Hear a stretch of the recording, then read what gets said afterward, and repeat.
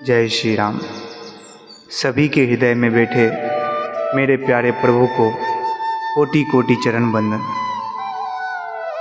आज मैं आपको श्री आमल की एकादशी व्रत की कथा एवं महात्म्य सुनाऊंगा। बहुत सारे लोग एकादशी का व्रत करते हैं, परंतु अगर हम एकादशी के महात्म्य एवं व्रत की कथा का श्रवण नहीं करते हैं तो हम एकादशी के व्रत के पूर्ण फल को नहीं प्राप्त कर पाते हैं। अतः सभी लोग जरूर एकादशी के महात्म्य एवं व्रत की कथा का श्रवण करें।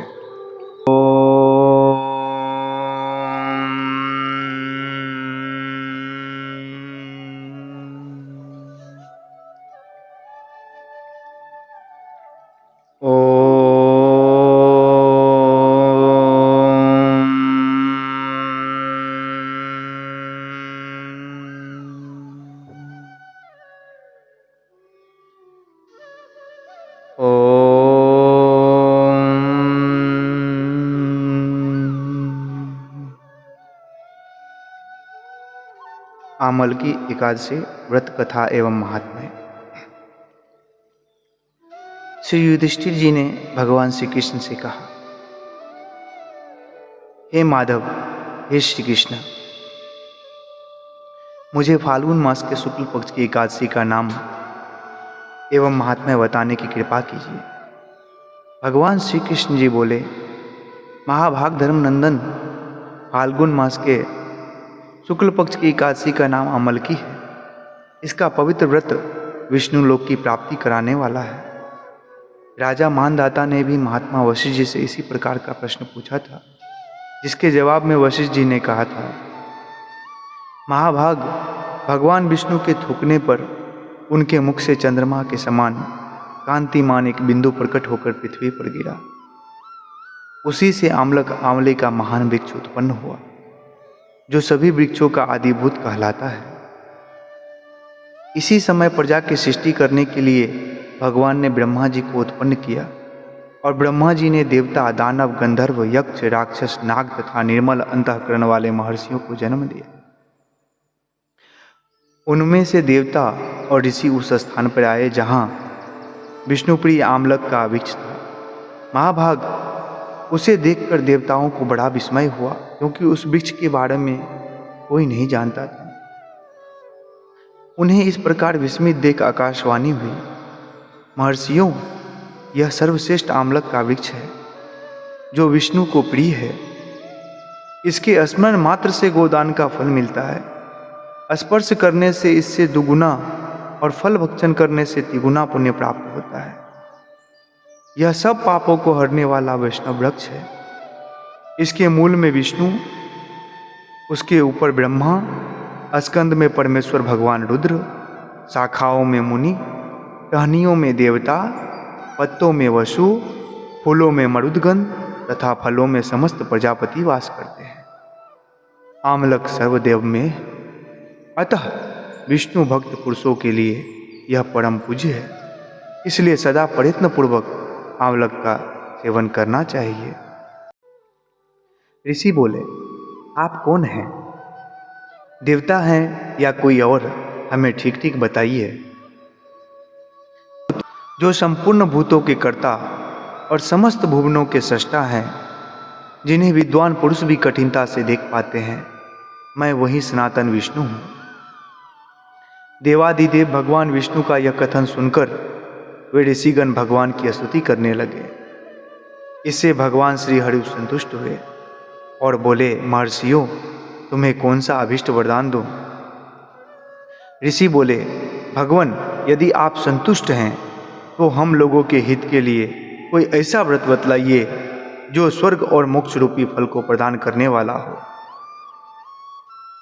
श्री विष्णु जी बोले, महर्षियों, फाल्गुन मास के शुक्ल पक्ष में यदि उस नक्षत्र से युक्त एकादशी हो तो वह महान पुण्य देने वाली और बड़े बड़े पातकों का नाश करने वाली होती है। इस दिन आंवले के वृक्ष के पास जाकर वहां रात्रि में जागरण करना चाहिए। इससे मनुष्य सब पापों से छूट जाता है और सहस्र गोदान का फल प्राप्त करता है। विप्रगण, यह व्रत सभी व्रतों में उत्तम है जिसे मैंने तुम लोगों को बताया है। ऋषि बोले, भगवान, इस व्रत की विधि बताइए। इसके देवता और मंत्र क्या है? पूजन कैसे करें? उस समय स्नान और दान कैसे किया जाता है? भगवान विष्णु ने कहा, द्विजवरों, इस एकादशी को व्रती प्रातः काल दंता धावन करके यह संकल्प करे कि हे पुंडरीकाक्ष, हे अच्युत, मैं एकादशी को निराहार रहकर दूसरे दिन भोजन करूंगा। आप मुझे शरण में रखें। ऐसा नियम लेने के बाद पतित, चोर, पाखंडी, दुराचारी, परस्त्रीगामी तथा मर्यादा भंग करने वाले मनुष्यों से वह वार्तालाप न करे। अपने मन को वश में रखते हुए नदी में, पोखरे में, कुएं में अथवा घर में ही स्नान करे। स्नान के पहले शरीर में थोड़ी मिट्टी लगाए। मिट्टी लगाने का मंत्र, अश्वक्रांते रथः क्रांते विष्णु क्रांते वसुंधरे मृतिके हर में पापम जन्म कोटिया समर्जितम। वसुंधरे, तुम्हारे ऊपर अश्व और रथ चला करते हैं तथा वामन अवतार के समय भगवान विष्णु ने भी तुम्हें अपने पैरों से नापा था। मृतिके, मैंने करोड़ों जन्मों से जो पाप किए हैं, मेरे उन सब पापों को हर लो। स्नान का मंत्र, त्वं मातः सर्वभूतानां जीवनं ततुरक्षकम स्वेदजोद बीज जातीनां रसानां पतये नमः। स्नातो हम सर्वतीर्थेषु हृद पस्रवणेषु च नदीषु देवखातेषु इदं स्नानं तो मे भवेत्। हे जल की अधिष्ठात्री देवी माता, तुम संपूर्ण भूतों के लिए जीवन हो, वही जीवन जो स्वेदज और उद्भिज जाति के जीवों का भी रक्षक है। तुम रसों की स्वामिनी हो, तुम्हें नमस्कार है। आज मैं संपूर्ण तीर्थों, कुंडों, झरनों, नदियों और देव संबंधी सरोवर में स्नान कर चुका हूँ। मेरा यह स्नान उक्त सभी स्नानों का फल देने वाला हो। विद्वान पुरुषों को चाहिए कि वह परशुराम जी की सोने की प्रतिमा बनवाए। प्रतिमा अपनी शक्ति और धन के अनुसार 1 या आधे माह से स्वर्ण की होनी चाहिए। स्नान के पश्चात घर आकर पूजा और हवन करे। इसके बाद सब प्रकार की सामग्री लेकर आंवले के वृक्ष के पास जाए। वहाँ वृक्ष के चारों ओर की जमीन झाड़ बुहार लीप पोत कर शुद्ध करे। शुद्ध की हुई भूमि में मंत्र पाठ पूर्वक जल से भरे हुए नवीन कलश की स्थापना करे। कलश में पंचरत्न और दिव्य गंध आदि छोड़ दे। श्वेत चंदन से उसका लेपन करे। उसके कंठ में फूल की माला पहनाए।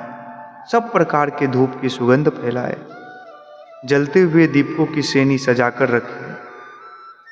तात्पर्य यह है कि सब ओर से सुंदर और मनोहर दृश्य उपस्थित करे। पूजा के लिए नवीन छाता, जूता और वस्त्र भी मंगाकर रखे। कलश के ऊपर एक पात्र रखकर उसे श्रेष्ठ लाजो किलो से भर दे। फिर उसके ऊपर परशुराम जी की मूर्ति स्वर्ण की स्थापित करे। विश्वकाय नमः कहकर उनके चरणों की, विश्वरूपने नमः से दोनों घुटने की, उग्राय नमः से जांघों की, दामोदराय नमः से कटिभाग की, पद्मनाभाय नमः से उदर की, श्रीवत्सधारिणे नमः से वक्षस्थल की, चक्रिणे नमः से बाईं बाह की, गदिने नमः से दाहिने बाह की, वैकुंठाय नमः से कंठ की, यज्ञमुखाय नमः से मुख की, विशोक निधिये नमः से नासिका की, वासुदेवाय नमः से नेत्रों की, वामनाय नमः से ललाट की, सर्वात्मने नमः से संपूर्ण अंगों तथा मस्तक की पूजा करे। ये ही पूजा के मंत्र हैं। तदंतर भक्ति युक्त चित्त से शुद्ध फल के द्वारा देवादिदेव परशुराम जी को अर्घ्य प्रदान करें। अर्घ्य का मंत्र इस प्रकार है। नमस्ते देव देवेश जामदग्नि नमस्तुते नारद इमं दत्तमामलक्या यतुम हरे। देव देवेश्वर जमदग्नि नंदन श्री विष्णु स्वरूप परशुराम जी, आपको नमस्कार है, नमस्कार है। आंवले के फल के साथ दिया हुआ मेरा यह अर्घ्य आप ग्रहण कीजिए। तदंतर भक्ति युक्त से जागरण करें। नृत्य, संगीत, वाद्य, धार्मिक उपाख्यान तथा श्री विष्णु संबंधिनी कथा वार्ता आदि के द्वारा वह रात्रि व्यतीत करे। उसके बाद भगवान विष्णु के नाम ले लेकर आमलक वृक्ष की परिक्रमा 108 या 28 बार करे। फिर सवेरा होने पर श्री हरि की आरती करे। ब्राह्मण की पूजा करके वहां की सब सामग्री उसे निवेदित कर दे। परशुराम जी का कलश, 2 वस्त्र, जूता आदि सभी वस्तुएं दान कर दे और यह भावना करे कि परशुराम जी के स्वरूप में भगवान विष्णु मुझ पर प्रसन्न हो। तत्पश्चात आंवलक का स्पर्श करके उसकी प्रदक्षिणा करे और स्नान करने के बाद विधि पूर्वक ब्राह्मणों को भोजन कराए तथा तदंतर कुटुंबियों के साथ बैठकर स्वयं भी भोजन करे। संपूर्ण तीर्थों के सेवन से जो पुण्य प्राप्त होता है तथा सब प्रकार के दान देने से जो फल मिलता है वह सब उपर्युक्त विधि के पालन से सुलभ होता है। समस्त यज्ञों की अपेक्षा भी अधिक फल मिलता है, इसमें तनिक भी संदेह नहीं है। यह व्रत सब व्रतों में उत्तम है। वशिष्ठ जी कहते हैं, महाराज, इतना कहकर देव देवेश्वर भगवान विष्णु वहीं अंतर्धान हो गए। तत्पश्चात उन समस्त महर्षियों ने उक्त व्रत का पूर्ण रूप से पालन किया। निपश्रेष्ठ, इसी प्रकार तुम्हें भी इस व्रत का अनुष्ठान करना चाहिए। भगवान श्री कृष्ण कहते हैं, युधिष्ठिर, यह दुर्दश व्रत मनुष्यों को सब पापों से मुक्त करने वाला है। ओम नमो भगवते वासुदेवाय। ओम नमो भगवते वासुदेवाय। ओम नमो भगवते वासुदेवाय। ओम तम नमामि हरिं परम। ओम तम नमामि हरिं परम। ओम तम नमामि हरिं परम।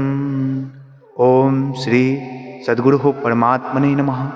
ओम श्री सद्गुरु परमात्मने नमः। ओम श्री सद्गुरु परमात्मने नमः। हरि ओम।